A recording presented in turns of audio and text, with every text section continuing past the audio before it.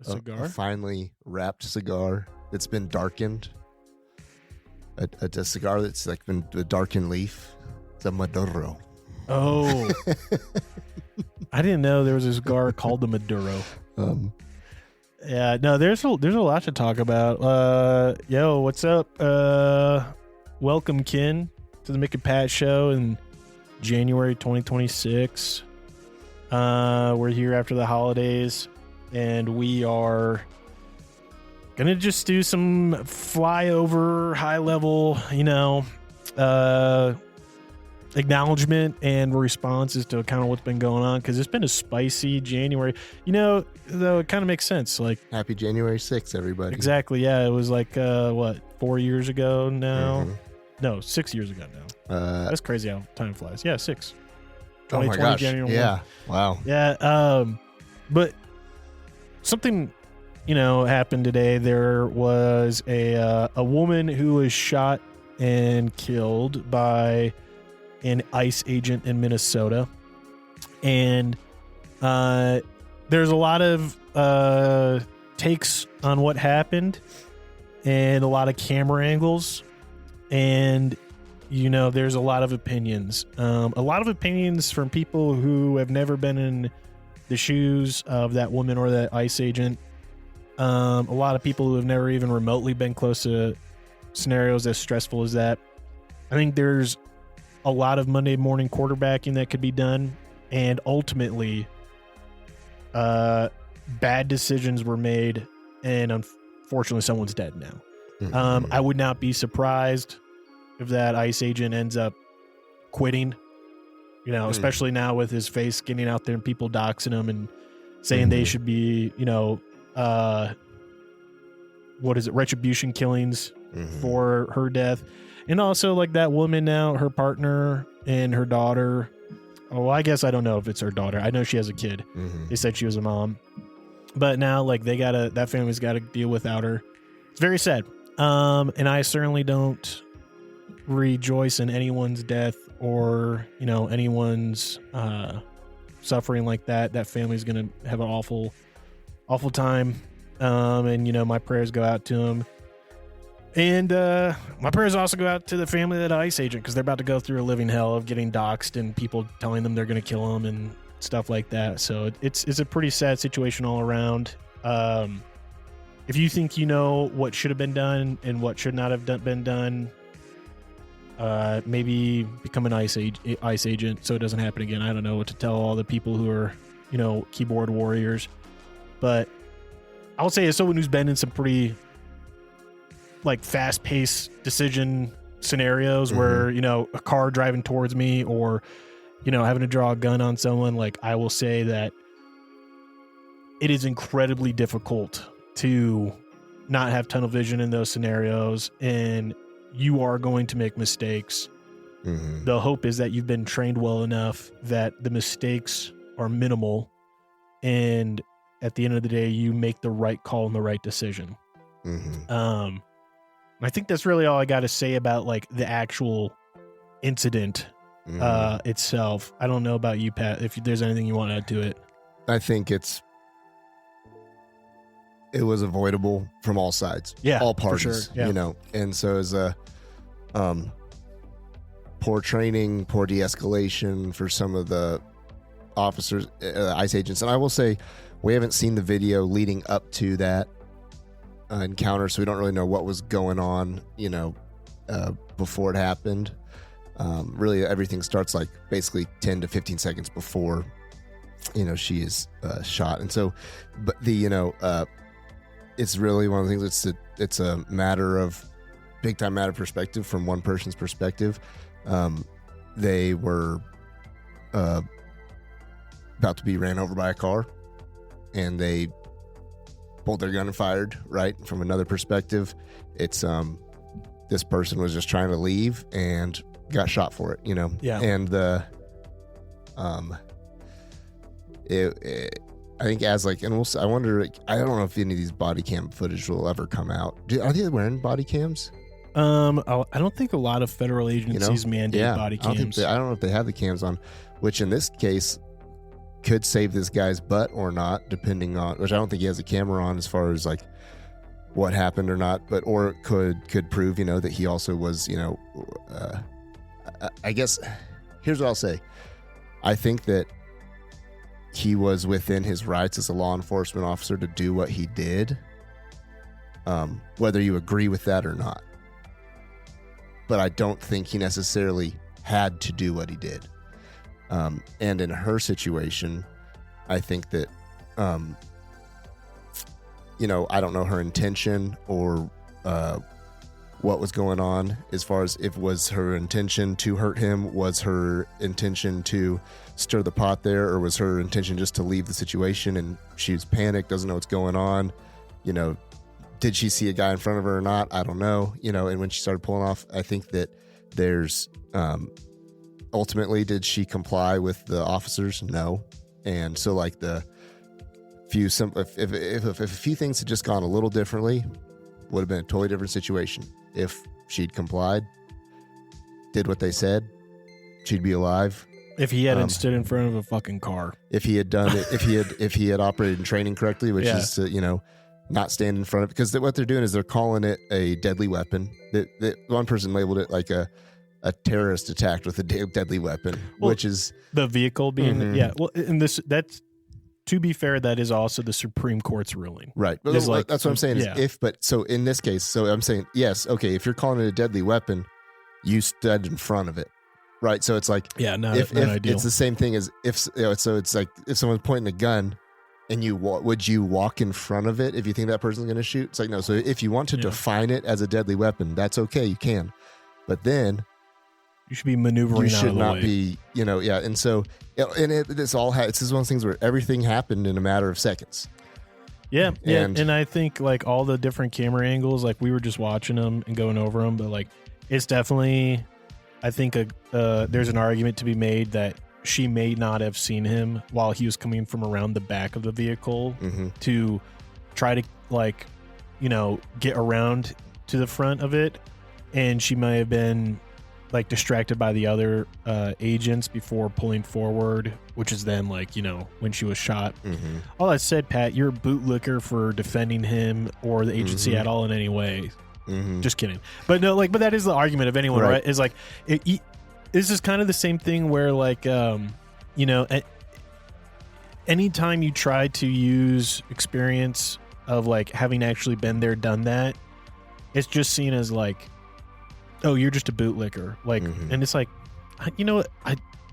There's a lot of things I don't like that ICE is doing and how they're doing it, right? But also, like, I could tell you, like, there's no way in his shoes he would have known if that car was turning towards him or away from him when she started accelerating.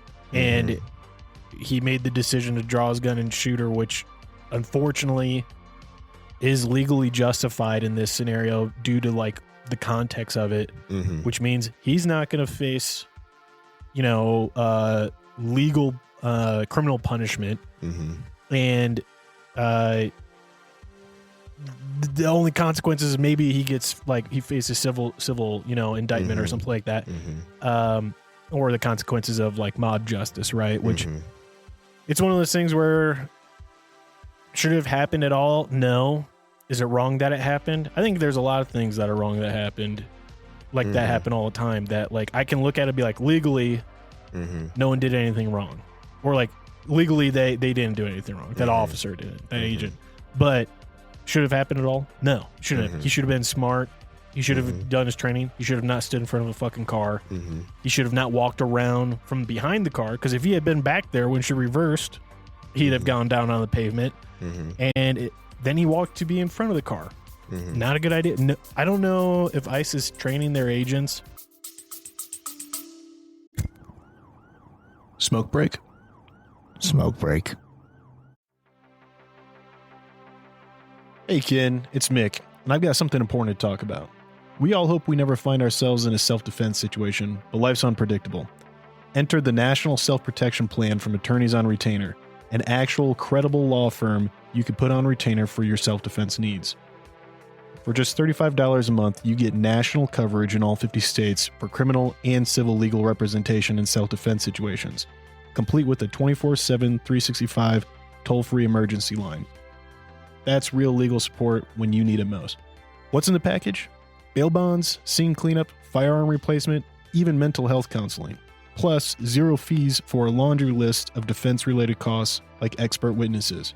So support the show and get yourself some peace of mind. Click the link in our show notes or visit our sponsors page to sign up for the National Self-Protection Plan from Attorneys on Retainer.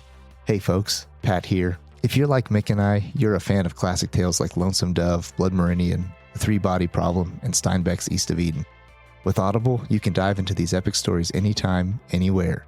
Sign up for a free month, and your first audiobook is on the house. To start your free trial and support our show, click the link in the show notes or swing by the sponsors page on our website.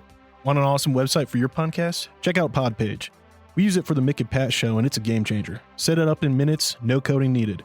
Support the show by using our link to get started. Your podcast deserves a home as great as ours. Podpage, the one-stop solution.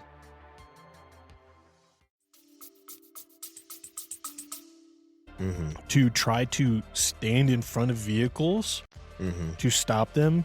But I do know from my law enforcement experience, like, you know, our officers were trained not to stand in front of vehicles. Like, dude, like, you're not stopping a car. Like, you're not, dude. It's a anywhere from 1 ton to 4 ton vehicle that is going to like smatter you over the ground. And we're seeing also, I mean, in the footage leading up to it, it's icy road.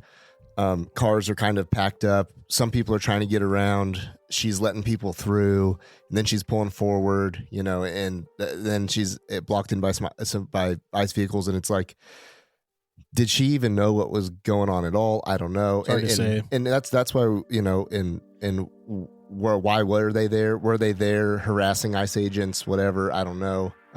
Is it legal to do that? Yeah, it's within your rights to protest them, you know, whatever. But you can't obstruct investigations. But you can't obstruct the road. But you can protest. You can protest them, right? You know what I'm saying? So, you can protest what they're doing, but you can't interfere. But if at the beginning there's a car that's having trouble getting going, she waves them around them. It's like, oh, we're, you know, and I'm just going from her perspective here. What potentially knows it, like, if it was completely innocent, or even if she was like, I don't like ICE, but like, I'm not really trying to I'm not trying to run over somebody right now. It's like, oh, I wave this person around. This is happening.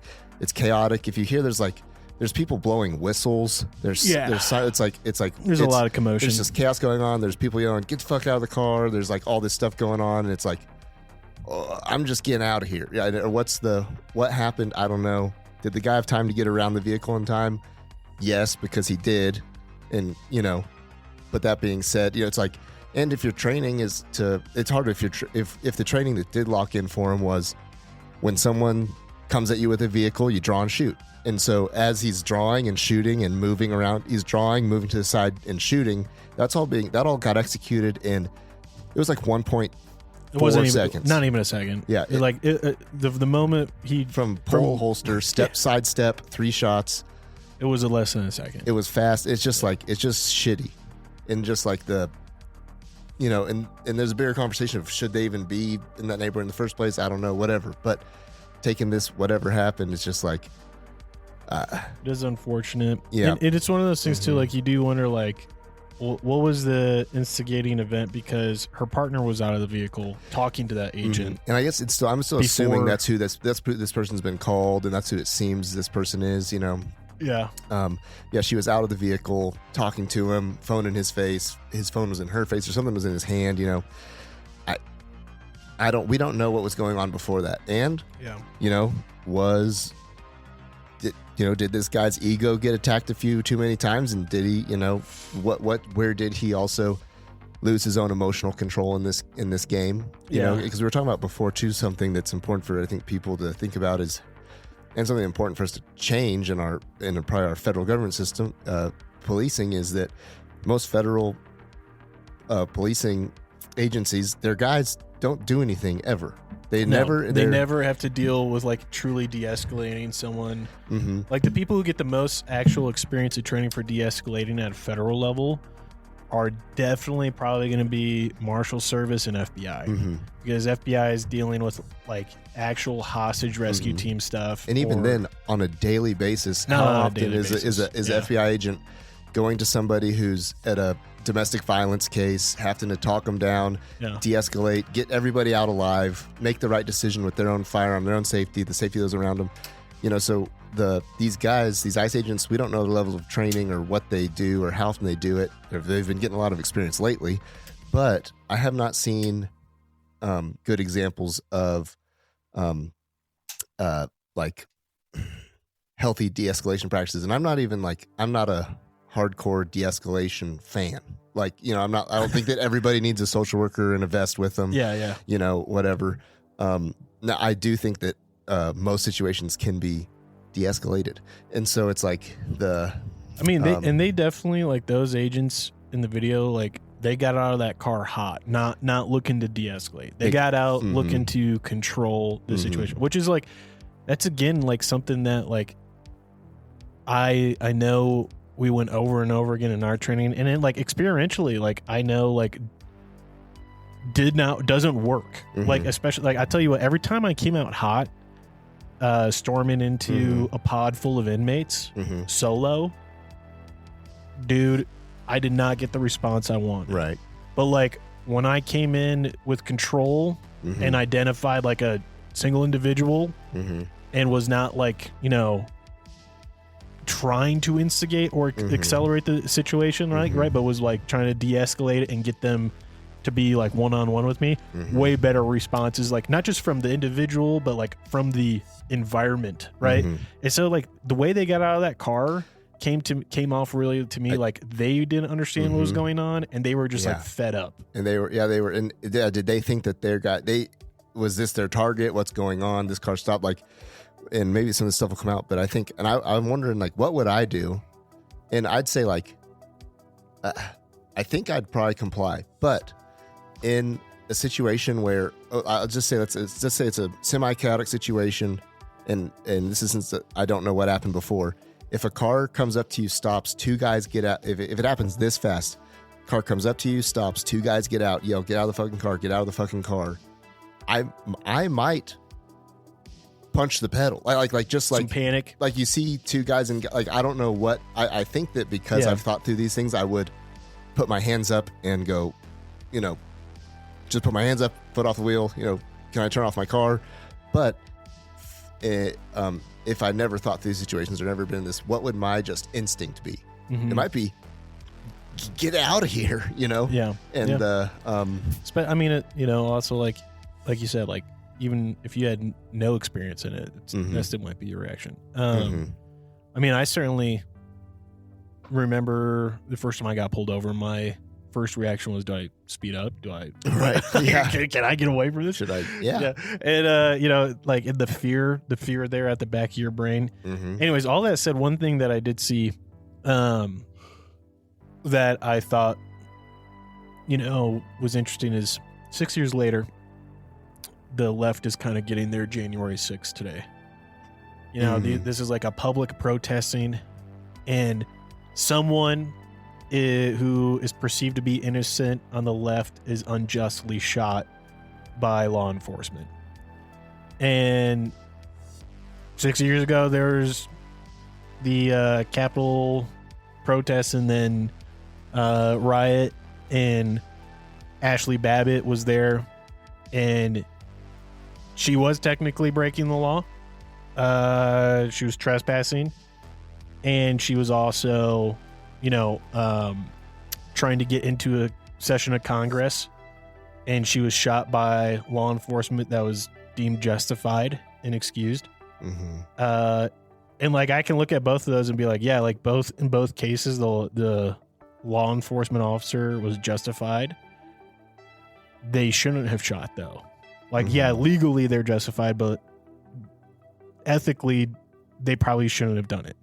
And I would probably bet that I'm going to make a bet here that this woman who was shot and killed, Renee is her name, that she was breaking the law as well. I would bet my house that she was there intentionally obstructing ICE on that street and trying to obstruct what they were doing, and where they were going. Does she deserve to be shot for it? In no way, shape, or form. Did Ashley Babbitt deserve to be shot even though she was intentionally breaking the law by trying to enter a current session of Congress and trespassing? No, she didn't. But here we are with like pretty much the same thing, the paradigm on both sides. And it's going to be used and excused over and over and over, no matter where you go. It's a crazy thing, right? Like we see like essentially like the same parallel almost exactly 6 years later. Technically, because of leap year, it is exactly 6 years later. But sad stuff. I don't want anybody to die. It's a sad thing. I think a lot of people on the left are expecting people on the right to like meme and mock her and call her names like the way the left did Charlie Kirk. And so far I've been encouraged to not see that happening. I've definitely seen a lot of people like being kind of careless, being like, well, she should have been like, she should have obeyed them or not been there in the first place. And I think that's kind of a cold take. But I've been encouraged to not see like people being like no one's rejoicing that this woman was shot, at least not that I've seen, right? And I kind of always encourage people, whether you're on the left or right, to just take the high ground and not like belittle someone's death, no matter if you disagreed with them politically or not. But anyways, so that was that just happened today, and very tragic. But I did want to mention like the parallels between that and January 6th. And yeah, just very interesting. Not too long ago, someone woke up in the morning to a very, very uncomfortable presence in their bed. And Maduro, the boogeyman. Yeah, and I mean everyone here, if you're listening to this episode, you've heard about it, right? Unless you're like living under a rock in the woods. But Maduro was extradited and brought to the U.S. for trial on if I remember correctly, I'm trying to remember the exact charges, but it wasn't like war crimes, right? Because we're not at war with him. But if I remember correctly, it was trafficking of narcotics into the United States, as well as some kind of like it's like the charge you get for destroying U.S. currency. It's like defacing American property. I don't know. It sounded like it was really gay. Like the charge was, I was like, really? Yeah. That's like what you're going to charge him with after we just did that insane raid? Like that seems not good. All that said, wow. Did that look like a Call of Duty cutscene or not? Like that was, have you seen the footage? I've seen some of it, but not much. Oh my gosh, dude. Watching the fucking Chinooks and Ospreys flying over and they're backlit by the explosions. I was like, damn, this is straight up Call of Duty. This is, and like the Venezuelan guys just speaking Spanish, recording on his phone. Madre de Dios. And you just see the silhouettes of these potatoes flying across the skyline lit up by explosions and fires. But it was an insanely precise operation. I mean, it made our effort of the Bay of Pigs look like JV shit, which the Bay of Pigs was a total utter failure. But like this was like, I think what everyone thought the Bay of Pigs was going to be. I mean, they did it flawlessly. And someone might be saying like, well, it wasn't flawlessly because currently the body count is 40 civilians dead. And it's like, well, here's the thing, actually. Don't believe just headlines. Actually do your reading and research. Yes, technically speaking, 40 civilians are dead. Of those 40 civilians, though, are Venezuelan military officers and 24 Cuban officers. So, yes, 40 civilians, true. They are civilians of a nation. Hell, the Taliban are civilians of a nation. Terrorists are civilians of a nation. You could say every terrorist killed is a civilian killed, right? But you could say when we were at war with Germany and we killed Nazis, we killed German civilians because technically all military personnel are also civilians of the nation they serve in. Except for the French Foreign Legionnaires. I guess that's a distinction I should say. But that's just like, that's what's being touted is like 40 civilians dead. That's the body count. And there's actually no verification of that being like the true number. Everything I've read online is saying like that essentially the death count is made up exclusively of military personnel from either Cuba or Venezuela. There is one story I saw that is unverified of a woman who was believed to have died because she was near one of the towers that got bombed, and her daughter called family saying, I think we're under attack. I don't know who's bombing us. But when I dug into it more, I couldn't find anything to validate the quote unquote story. So I will say anyone, any civilian casualties, non-military who died in this, that is a tragedy. And I don't think there's an excuse for it. Like, I think those families should be compensated and should, the U.S., if they killed innocents in this, then they, should right that as best as they can. I will also say, though, I'm not going to pretend that war isn't war and nations are nations, and that if you're in the Venezuelan and Cuban military and America conducts a strike to get your president out, you're kind of fair game. That's just kind of the price. Like, would anyone lose sleep? Would we be really saying like, oh, those Secret Service agents died when, Russia came and got Trump? Like, that wasn't fair. We'd be like, no, like that's their job. Like, and so, it's like, is it sad or is it tragic or is it gross? Yes. Is it a part? Is it the way it is? Yeah, it's the way it is. Also, everything is actually starting to point towards Maduro took a plea deal with the U.S. because he was expecting his own country to coup de grace him. Right. So it's likely that Maduro told the U.S. of what targets to strike as part of the extradition deal, and that Maduro did that to get a better plea in court here, as well as not being assassinated by an overthrow of his own agencies and his own people. So there's a good chance that those deaths are just also on Maduro. I'll say he looks happy in every photo I've seen. Yeah, he so doesn't far. look bummed. He gave some thumbs up from what I saw from a verified non-AI photo. He was coming off the plane and was giving some thumbs up. And his wife's here too. They got her out and over here, which, I think makes sense. Like, I'm not one to say we should be giving dictators the Disneyland treatment, but I do think the humane thing to do is, if you get the dictator out, you also need to get his wife and kids out, because those who wish now to exact vengeance and get that cathartic relief of revenge against the force oppressing them, they will kill that woman, and they will kill any members of his family they can find. You know what I mean? So I think it's the humane thing to do to get his family out as much as possible, right? Does that make sense what I'm saying? Or? Yeah. Okay. No, yeah, it does. It does. I do think that he should face charges. I do hope we aren't making just a plea deal with him and he doesn't just get to live under an alias in Montana somewhere.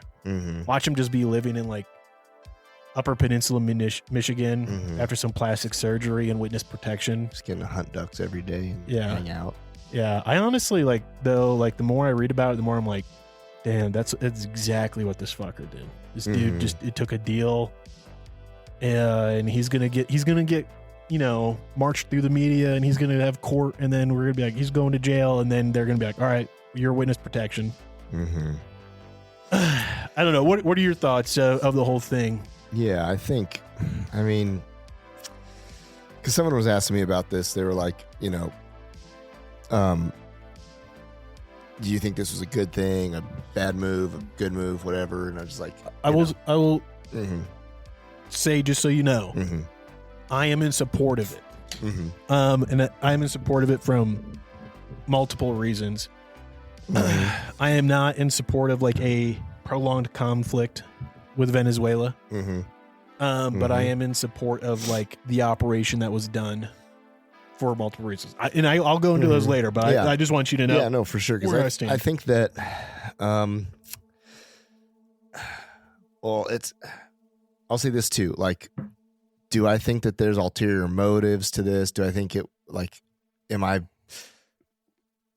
I think this was a message. This was a way to put your big old ding dong on the table and say, Putin, Z, you know, everybody out there, we can pull you from your bed whenever we want to. We can come pull you from your bed, just so you know. So we are dominant. We are the big dog, and that's, you know, this is Trump 101, right? Be the big dog, right? And so I do think, you know, was this to liberate the Venezuelan common man? Was this to bring peace and stability to the region? No. Here's the deal. Yeah. There's a butt ton of oil there, and we don't want China to have it. More gold than in all of Africa. And so the things that I'm going to pull up to a 30,000 foot view, and the plight of, you know, the common man, you know, not going to get into that right now. I'm going to go, like you're saying, oil and gold. We don't want China to have access to that. This is a socialist country, which as Americans, we're not fans of that either. So we need to control those things. And so from a strategic standpoint, we need to control that stuff. China is building bridges and roads and infrastructure all over South America, all over Africa, all over the place. Yep. We are not doing that because we have to pretend like we're not an empire anymore. We have to pretend that we're anti-imperialism. Yeah. And unfortunately, right or wrong, we are an imperialistic country. And we've done it through more of the clandestine. I'd say like it's through clandestine exercises, through, you know, bank accounts and pens and you know, subsidizing different countries or whatever, you know, like allegiances. Not necessarily through, you know, we're not just going border to border, taking more territory, but we do control areas in the world. And so, just speaking as an American, going pretty plain on like the game of, you know, Risk. Risk is the big all war board game, right? Yeah. So like in the game of Risk, as an American, don't let China have this, don't let Russia have this. And then so that's the strategic pieces there. The other big pieces are, here's the deal. Venezuela plays a huge part in the influx of immigration, illegal immigration in this country, because narcotics, fentanyl. To get into the plight of the common man, people are leaving that place, the surrounding areas, the surrounding countries, coming up through the most dangerous, the Darien Gap, the most dangerous place in the world to cross through as an individual.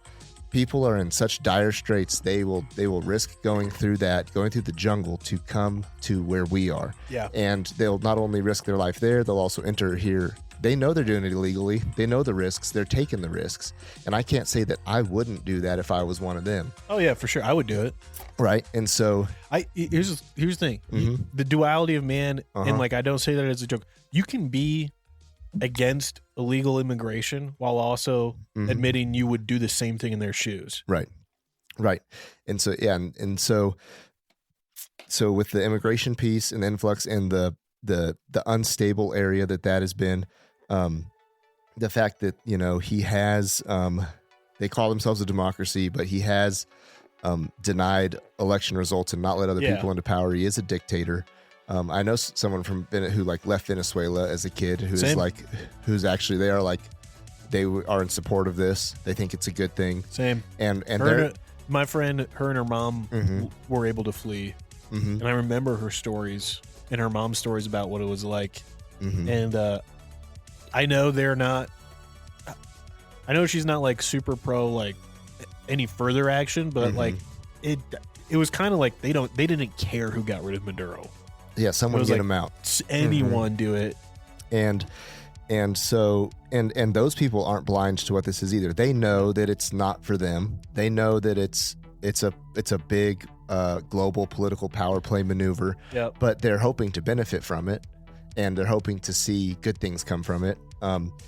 Then the final point of why I'm in support of it would be that So the, you are okay. The, Right. the That drugs, was the thing you hadn't said yet. The You hadn't drugs said you were and the in support of it. fentanyl,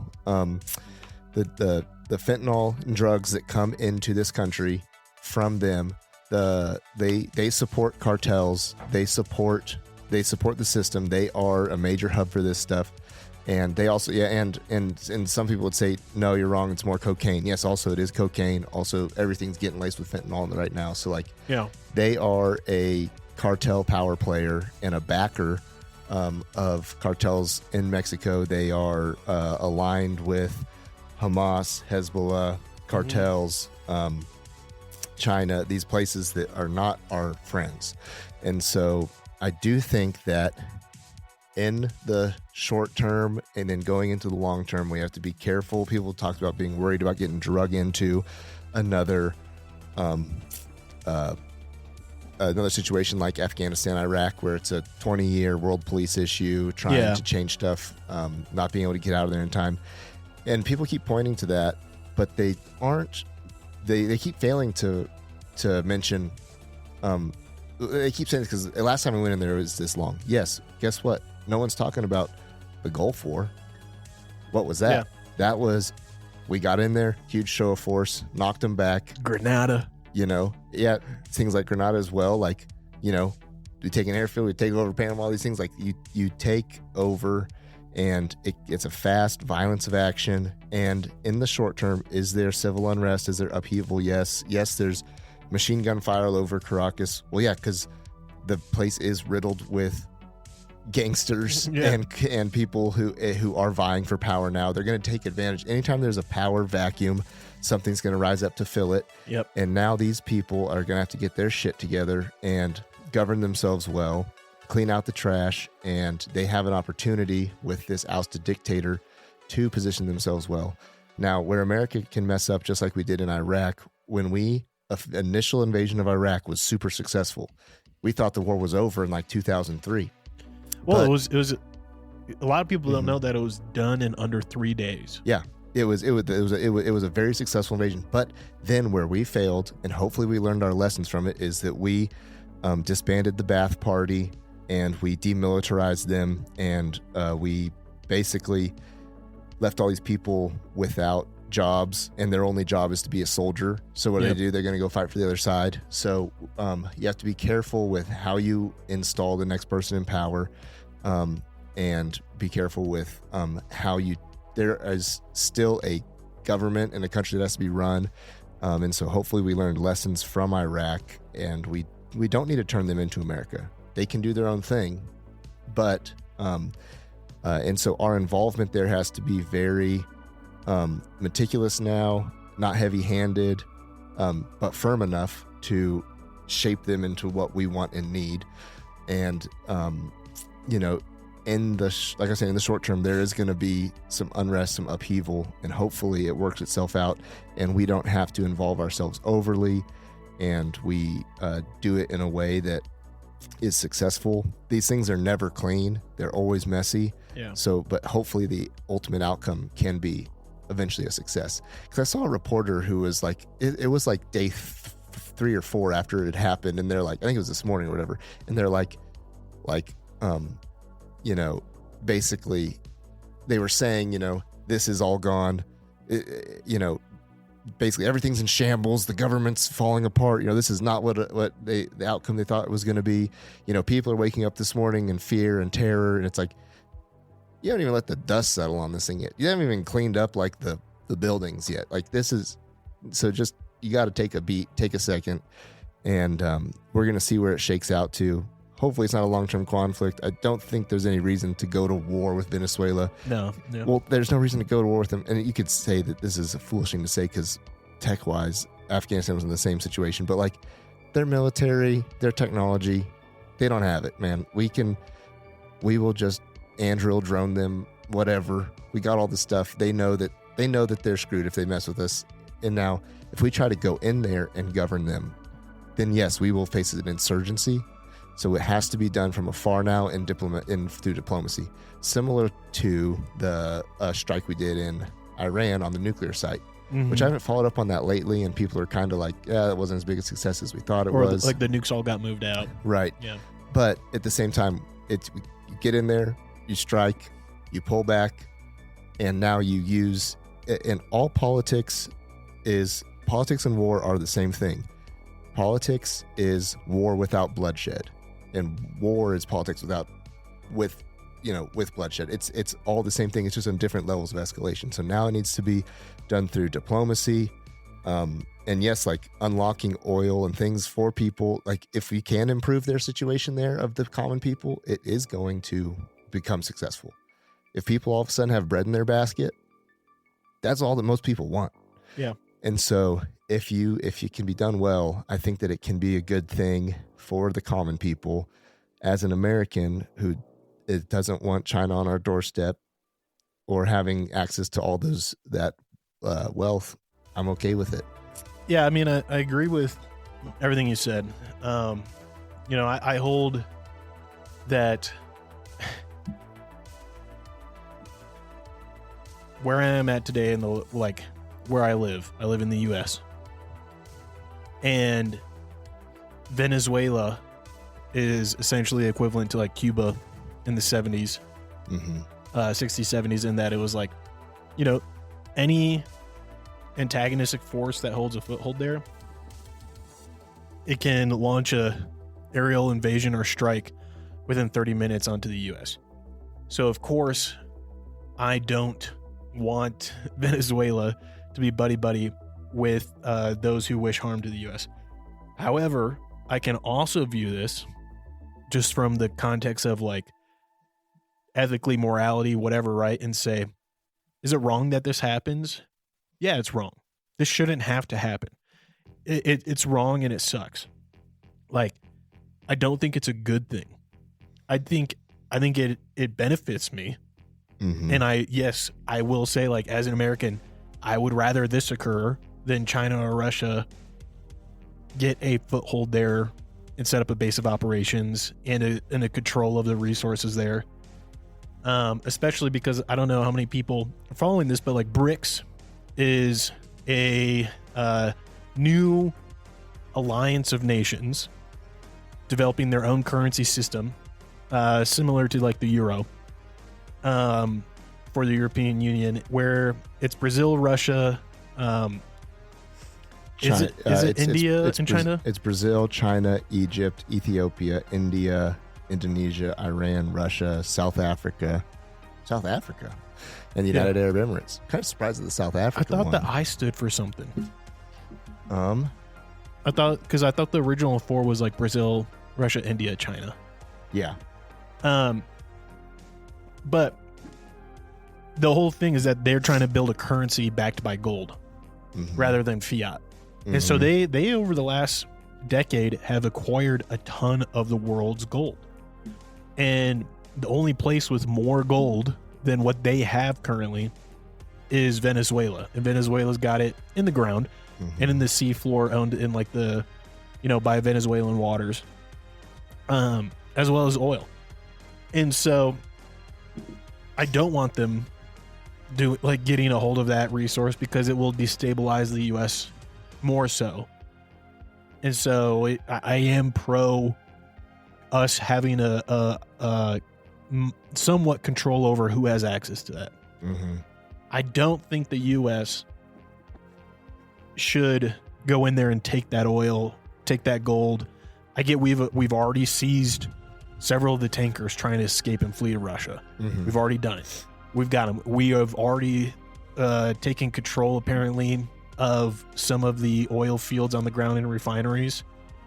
I don't know what that looks like. If that just means we've confirmed those who are running it in the Venezuelan government are like thumbs up. Yes, we're not going to give it to China, right? Or if we have actual from what I understand, we have no military currently on the ground in Venezuela. They were there, but there's no one there anymore. Just the CIA. Just the CIA, yeah. And so it's one of those things I think those are Venezuela's resources. I think the government of Venezuela should now have a, ideally a democratic republic, and that they should have those resources and utilize them and become a major power and self-sufficient. And I would love for the U.S. to have a contract with them that says, like, yeah, we'll sell you some of our oil and gold, but it's ours. It's Venezuelans. And so I do think that I can have that opinion while also being objectively looking at, like, man, it's sad that this happens in the world. It's sad that, like, this action has to be done, because if we don't do it, then someone else is going to come in there and do it. And is likely going to be antagonistic forces that is going to make our life harder. And so, is it wrong? Yeah. But there's a lot of wrong things in the world that at the end of the day, you have to accept are for your benefit as a citizen of the U.S. You can disagree with them and wish that they didn't happen, but you also have to acknowledge that if the U.S. wasn't going to do it, someone else would, and it would be making your life worse. So I will say my main point with this whole thing is that it was kind of crazy. There's a movie, I can't remember what the movie was, but John Krasinski's in it, and he's providing a lecture. I don't know if it's to college students or if it's to, like, military advisory panel.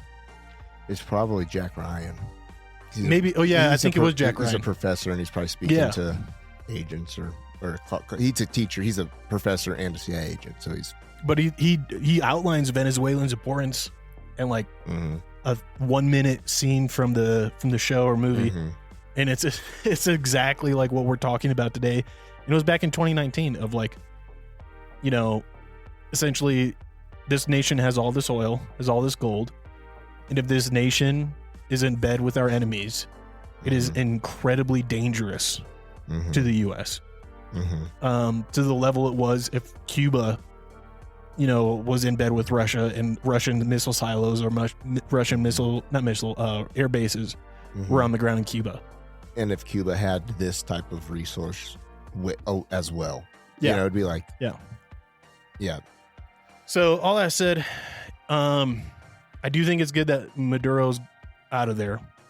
I do hope that Venezuela benefits and has its own independent government that, yes, ends up being an ally of ours. That said, at the end of this, if, like, the Venezuelan government decides, whoever it is, that they don't want to be an ally with the U.S. or closely tied to the U.S., but they also aren't getting in bed with our enemies, they have the full right to do that. And honestly, Maduro had every right to do what he did, but he also, like, has the right to face the consequences of what he did. And this is the consequences. And I believe in the sovereignty of nations, but I also believe in it's fair when you face the consequences of your actions as a nation. Right? So that's kind of, that's where I'm not saying anything that you didn't already say. I'm just agreeing with it and emphasizing it more. Right. Yeah, because and because the approach to this conversation is, it's like, do I wish we could all just live our lives and get along, go on, Yeah, of course. Also, it's like, and as a believer and a Christian, it's like I have to play as a Christian, a believer, and as a human with flesh and blood that has to exist in this plane, which is the reality of Earth. I live here. And the human condition. It's like, this is the way it goes. Yeah. This is what, and so. You don't get to have your cake and eat it too. Yeah. So, but anyways, pretty crazy stuff. Those are like the two big things that occurred. I think, since the new year. I do want to pivot. All right. Complete 180. All right. What was your favorite Christmas gift you got? Let's pivot to this. Let's step out of the world and into our families. Our small, like, our actual real lives that we spend engaging in. Dude, What was your favorite gift you got, and what was the favorite gift you gave? All right. I have to think about the one I got. Because, so I'll say right now I'm saving for a spotting scope. And the one I'm going to get's like in the $1,000 range, like maybe a little more. So it's like, that's not necessarily something you throw on the old list. So I did acquire a lot of, capital. Yeah. A lot of gift cards for shields. Exactly.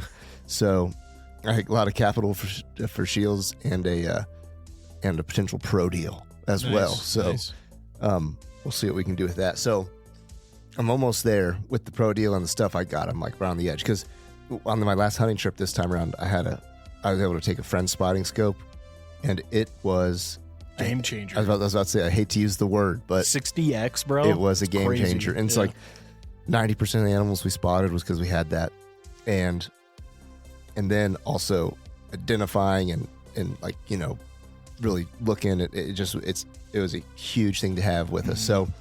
The fact that a lot of them nowadays, like Vortex, uses essentially the same mounting that rifle scopes do for a lot of thermal or NV stuff.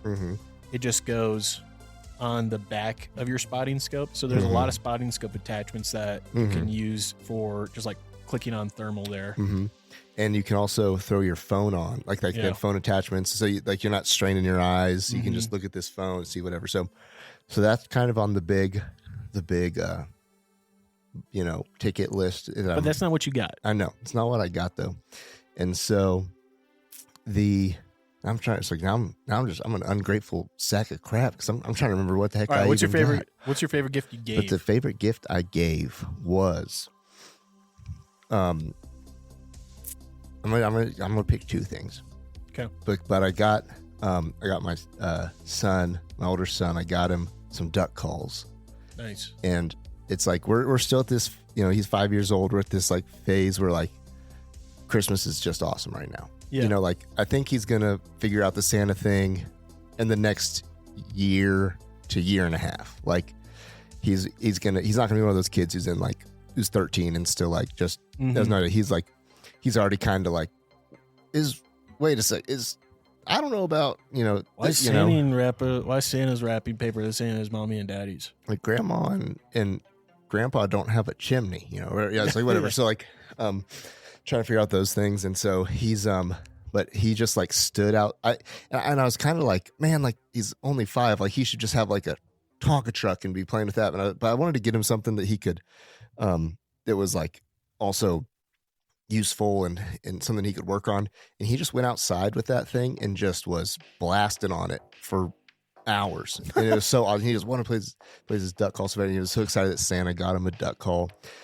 And then the other thing I got for my younger son, and I got one for both the boys, is there was an awesome deal on these Vortex binoculars that came with a chest rig. Nice. And so it was like $70 for binoculars and a chest rig. And they're pretty good binoculars. Nice. And so, a chest rig is all the rage in hunting right now. If you don't have one, you basically shouldn't even bring a gun out. It's how you look cool. You definitely look tactical and hunt cool with your chest rig on. But so the boys, you gotta have your like crossbody revolver holster on it. Yeah, all the stuff with it and all your gear, so that you can just fumble it. And, just have your freaking ATAC thing as well. Yeah. All of it, which is actually business idea that I'm working on, is a ATAC that basically just a phone holder that clicks into universal chest rigs. Not, I'd just say hunting chest rigs because they're not. But if you made one that was for that, people would be into it for sure. Yeah. So anyways, so now that I put that out there in the world, someone's already doing it. Oh yeah, for sure. But so the boys took him out duck hunting, and another reason, like back to the spotting scope thing, also the reason I got the binoculars was because I hunted with a guy who was so good at spotting game. He would just like flash his binoculars up and just be like, oh, there's one there. Oh, there's one there. There's one there. And I'm like looking, I'm like, I can't see anything. And he's like, yep, there's 3 under that tree, a buck 2 does. And you're like, yeah, he's like, and it's a 3-point. You're like, what the hell? This guy's like eagle eye. So yeah. And he's that way, not from like natural talent or really, he's good, but like it's because he's spent so much time looking through them. So I was like, I'm going to get my boys binoculars now, and good ones that they like. It stays in the hunting gear. It's not a toy. Yeah. And so when they go out duck hunting, it also gives them something to do. But they're just looking through the binoculars. They look super cute in their camo and their chest rigs, and their duck calls. And so that's definitely the funnest gifts I got for the boys. Nice. Yeah, and so I think that I'm still trying to think of. You might have to go with yours for a second. I'm gonna have to think through what you're talking about what I got. My favorite gifts. I think my favorite gift that I got, just sentimentally, Billie Jean made all these keychain sewed trinkets, and they're like, unique to each person. And mine is a little stegosaurus that she hand sewed. Oh, nice. And I'm gonna put it probably just hanging from my mirror in my car because it's like fabric and I don't want it to rip on my keys. But then she also sewed me a pair of dinosaur pajamas, which is, every time I go with her out to Joann Fabrics or Hobby Lobby and we're looking at fabrics, I'm always like pointing out the dinosaur pattern ones. I'm like, this would be sick as a blanket, or this would be sick as like pajama bottoms or whatever, right? So she did it. She made me a pair of nice pajama bottoms. They got pockets. They got elastic in the waistband. The only thing is they're super long because she's like, I didn't know how long to make them. So we got to hem them, but it's just great. And I've already worn them a ton. Since I got them. I already streaked them out. Yeah, it's just sentimentally, like that one was really sweet and felt like very personal. But then I also got like the cool gifts. Like I got a bunch of Dungeons and Dragons terrain.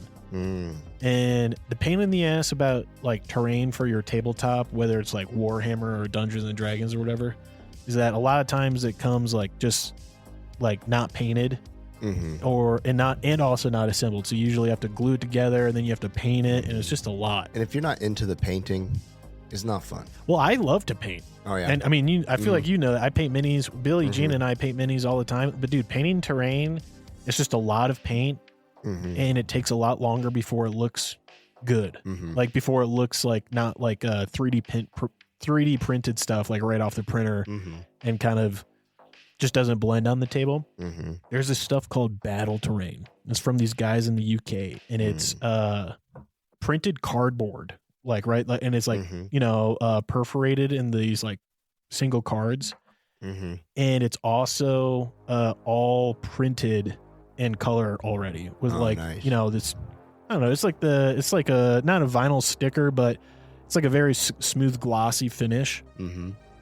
But you just pop it out, and then they have all these guides online of like how to assemble it together. And I got like a bunch of them. I got a ton of them. And when you like start assembling it, you're like, oh, so the time invested to paint something that looks this good would be 40, 50 hours for the amount of buildings and like, I got like ruins, I got guard towers, I got Viking lodges and villages and stuff, and I got graveyards and sewers.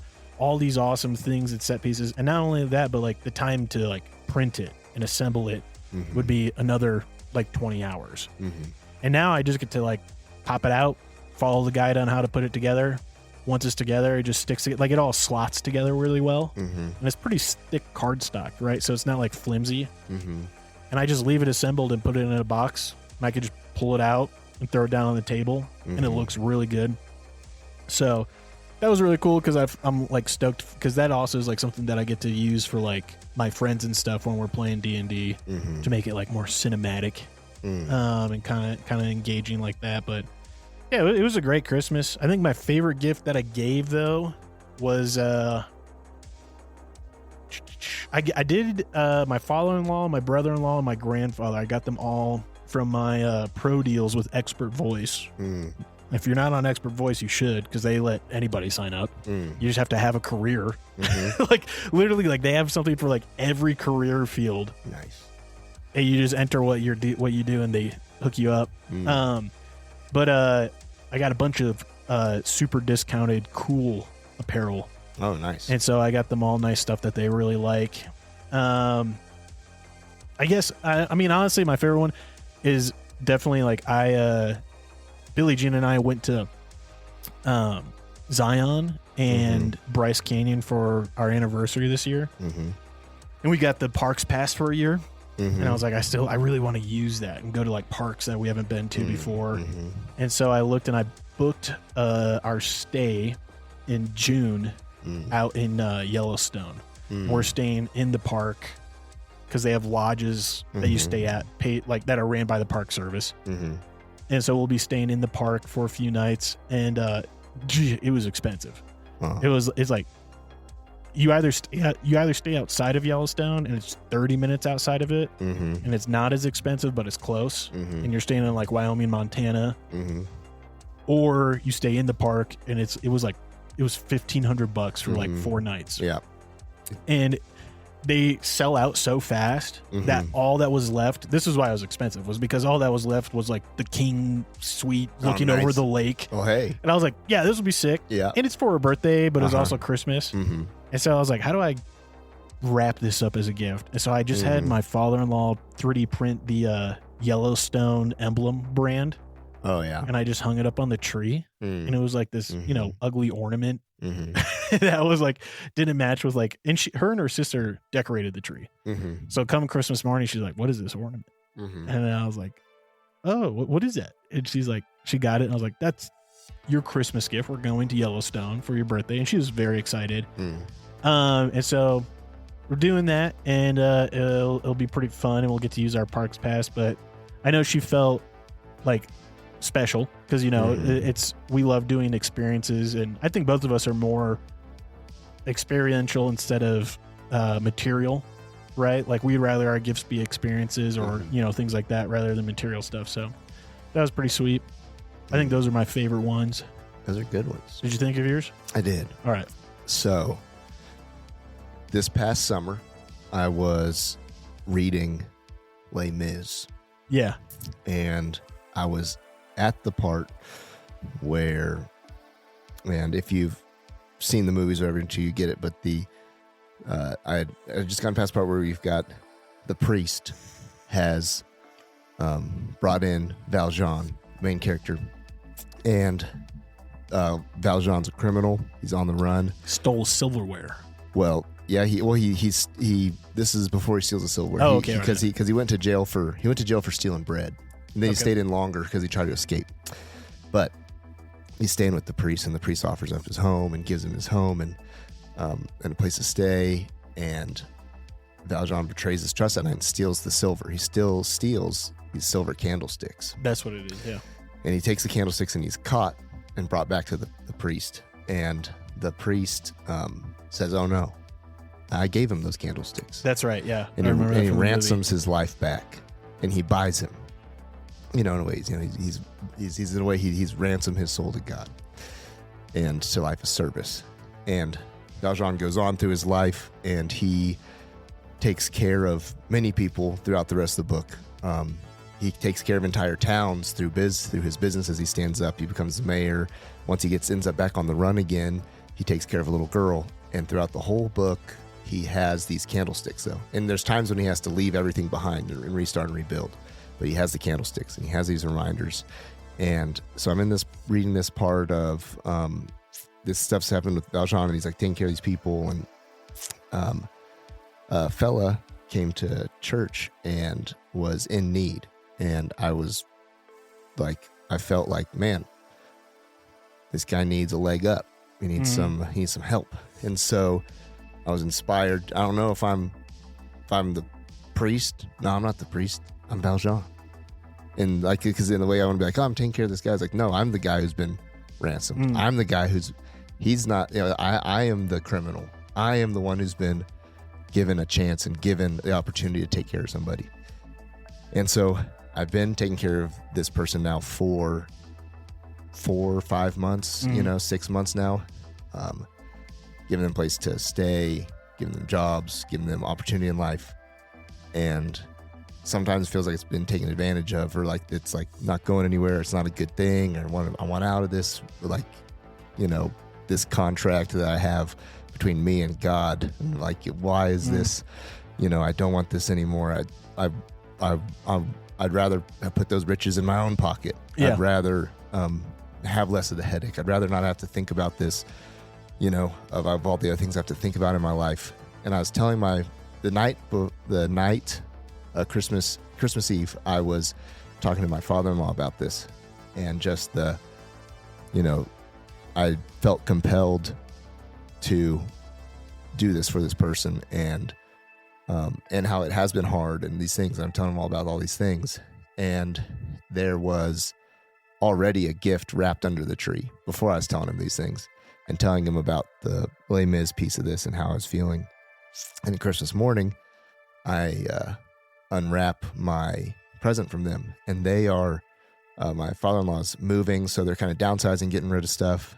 And inside, on the package, it just says, I forget the priest's name, but it says from the priest's name to Valjean, and he'd hand it to me. And wow. I opened it, and it's got 2 silver candlesticks in it, that were like, grandma's candlesticks, whatever. They're old, these old candlesticks. I don't think they're real silver. It doesn't matter. Maybe they are. But I opened it, and I got to pull out these 2 candlesticks, and it was just like reaffirming, and like he didn't go get those out and label it that after I told him the story. Yeah. It was already under the tree for me. That's crazy. And so it felt good. It felt encouraging, it was obviously a thoughtful gift and something that was valuable, Yeah, dude. So And it's always, I think the thing that can help you keep going in those things is like the acknowledgement, especially from like peers you look up to and people who you hold like their acknowledgement in a high regard. So that's pretty sick. That's super cool. So, And that's crazy timing that he had already put that under the tree. Yeah. Before the conversation happened. Yeah, it feels special. Yeah. Christmas miracle. That's cool. And your heart grew 3 sizes. Yep. Well, that's a lot in one episode.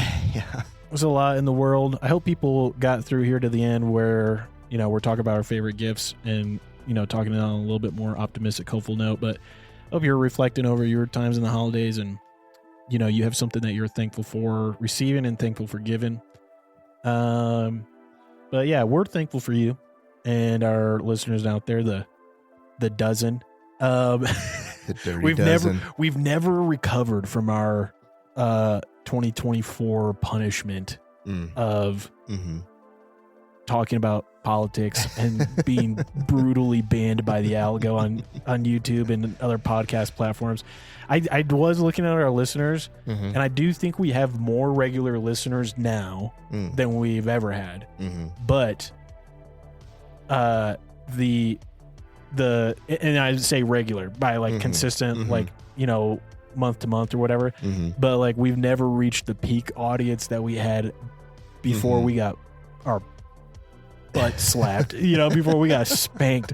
But that's just kind of like the monster of the beast. So I don't know. Maybe in this year, maybe the Make It Pass show will change. Maybe we will grovel at the knees at the feet, on our knees of the algorithm and those who hold the power over the internet over us.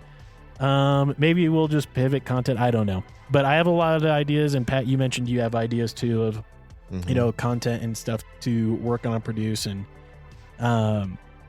we'll see what happens. But ultimately, at the end of the day, we're thankful for whoever listens, friend, family, stranger, whatever it may be. You're all kin. You're all family. Maybe we got some we should see. I bet we have someone who listens from Venezuela. I'm always shocked at like where people are from when they do tune in. But anyways, all that said, thanks for listening to us. Thanks for sticking with us for another year. And Pat, you got anything? Till next time. Thanks for tuning in. If you love this episode, drop us a review. If you have qualms or comments, leave us a voicemail on our website. While you're there, check out our latest news, merch, and deals from our sponsors. Till next time, Ken.